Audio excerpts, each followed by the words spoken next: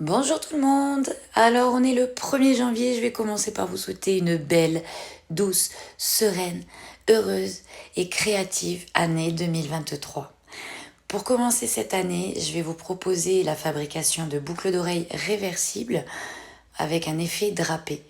J'ai décidé de les faire translucides, c'est un simple choix, vous choisissez bien entendu les pattes que vous souhaitez. Et sur une des deux faces, je voulais un dégradé très léger, très léger. Donc vous voyez que ce sont deux teintes je ne trouve plus mes mots, qui ne choquent pas, qui ne coupent pas. Donc tout en translucide. Et surtout, je travaille avec des plaques de pâte polymère, Cernit pour ma part, ultra fines. Pour le drapé, déjà, c'est important, histoire d'avoir un joli drapé, parce qu'avec une pâte épaisse, ça ne rendrait pas grand-chose. Et aussi parce que comme on va avoir deux faces, et ben forcément, il va falloir que ça fasse des boucles légères.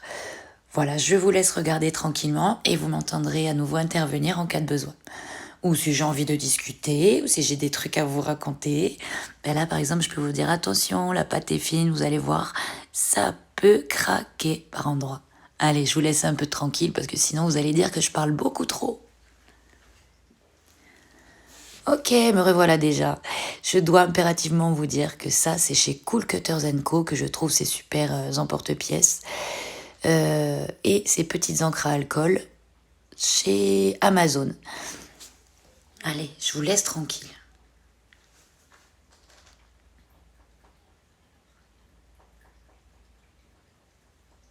Vous vous ennuyez quand je dis rien en fait. Hein. Bon, ben on va continuer. Alors là, je remets, après cuisson, je vais remettre une couche au dos de pâte polymère crue. Tout simplement parce que sinon, la pâte qu'on va poser en drapé ne va pas bien adhérer sur la pâte polymère cuite. Et on va galérer méchamment pour pouvoir faire ce drapé.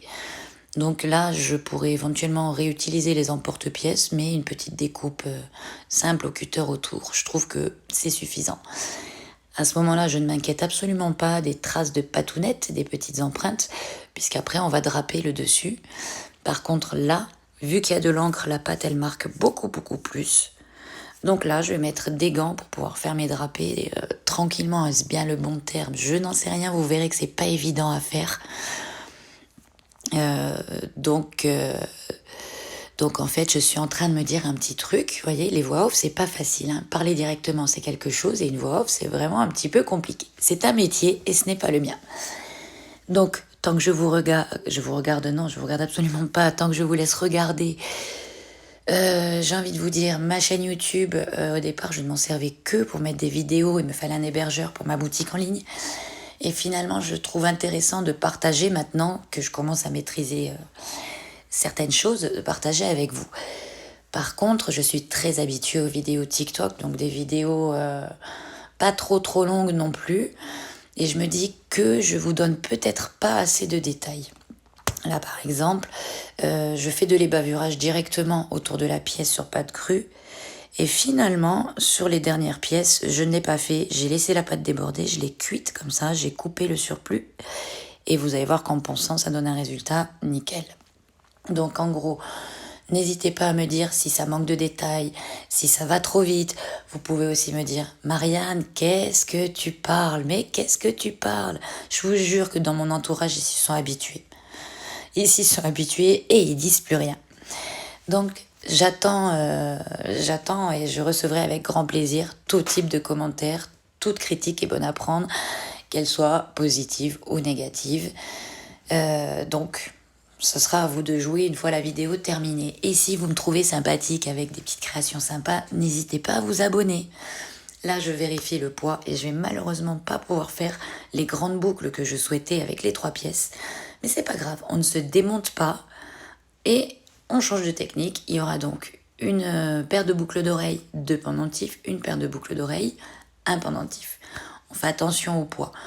Là, j'aime bien aller maximum, on va dire, à 5 grammes. Au-delà, ça fait mal aux oreilles. Et puis, il faut pas oublier qu'on n'a pas envie d'avoir à 80 ans ou autre les lobes d'oreilles qui arrivent aux genoux. Hein. On fait attention à ça aussi. Voilà, un petit coup de vernis parce que je voulais que ça brille. Et chiche que j'essaie de me taire pendant 5 secondes. 10. Non, non, j'y arrive pas. Le perçage, c'est un truc que je kiffe. J'adore percer. Je fais des trous, des petits trous, encore des petits trous. Et ça, ce sont des anneaux. Alors, je sais plus si c'est Perlenco ou pas. En tout cas, il y en a chez Perlenco des anneaux en acier inoxydable torsadés. Et Amazon, ce ne sont pas que des cochonneries. J'ai trouvé les mêmes anneaux, mais avec des tailles différentes, en doré et en argenté. En acier inoxydable 304. Il ne s'aimante pas, j'ai testé, donc théoriquement, ça devrait être du bon acier inoxydable. Et ça permet de travailler beaucoup, beaucoup de pièces différentes et d'avoir une jolie finition surtout. L'anneau torsadé, je trouve ça très, très, très joli. Je me fais violence pour pas parler, hein. Je vous laisse regarder. Oui, j'ai nettoyé le trou plus tard parce que j'ai oublié de le faire. Et alors ça, je les avais trouvés chez Perlanco, ce sont des créoles à décorer. Et elles permettent entre autres de faire comme ça des boucles d'oreilles réversibles puisqu'elles vont s'enfiler assez facilement, on va dire. Et il y a le petit arrêtoir en plus derrière qui fait que il faut forcer un petit peu pour que la boucle d'oreille tombe seule. Donc a priori elle tomberait pas seule.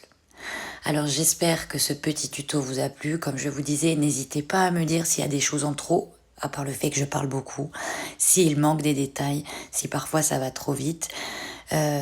J'espère que vous avez aimé. À bientôt les copains, merci.